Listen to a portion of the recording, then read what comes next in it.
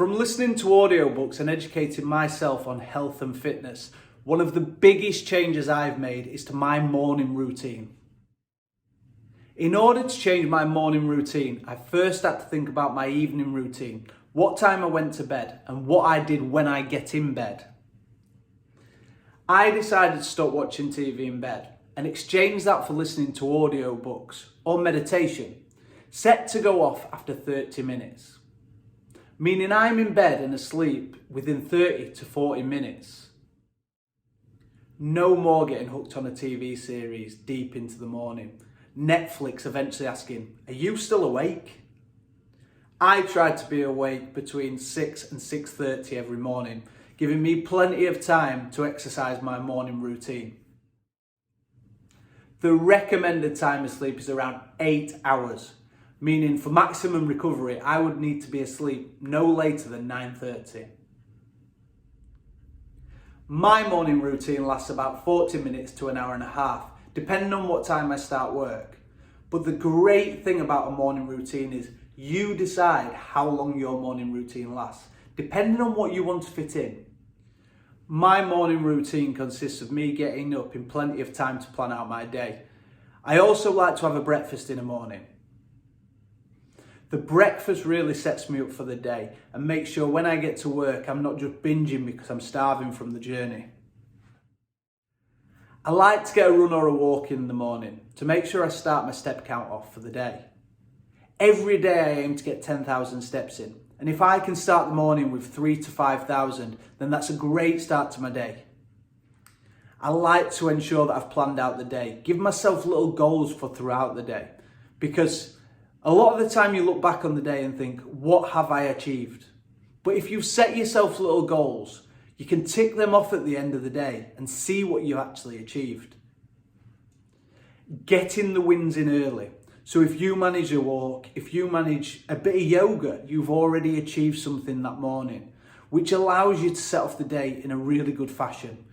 By 9 o'clock, you've already achieved something. And if you achieve something early, you will continue to achieve little things throughout the day. A lot of people will look at this video and say, but I don't have time for a morning routine. I'm too busy. But what I want you to do is look on your phone. Look at your screen time over the last week. Now tell me you don't have time for a morning routine. Here's a video of Admiral McRaven talking to the class of 2014 at Texas University. So here are the 10 lessons I learned from basic SEAL training that hopefully will be of value to you as you move forward in life. Every morning in SEAL training, my instructors, who at the time were all Vietnam veterans, would show up in my barracks room, and the first thing they'd do was inspect my bed. If you did it right, the corners would be square, the covers would be pulled tight, the pillow centered just under the headboard, and the extra blanket folded neatly at the foot of the rack. It was a simple task, mundane at best, but every morning we were required to make our bed to perfection. It seemed a little ridiculous at the time, particularly in light of the fact that we were aspiring to be real warriors, tough, battle-hardened SEALs. But the wisdom of this simple act has been proven to me many times over. If you make your bed every morning, you will have accomplished the first task of the day. It will give you a small sense of pride, and it will encourage you to do another task, and another, and another. And by the end of the day, that one task completed will have turned into many tasks completed. Making your bed will also reinforce the fact that the little things in life matter. If you can't do the little things right, you'll never be able to do the big things right. And if by chance you have a miserable day, you will come home to a bed that is made, that you made. And a made bed gives you encouragement that tomorrow will be better. So if you want to change the world, start off by making your bed.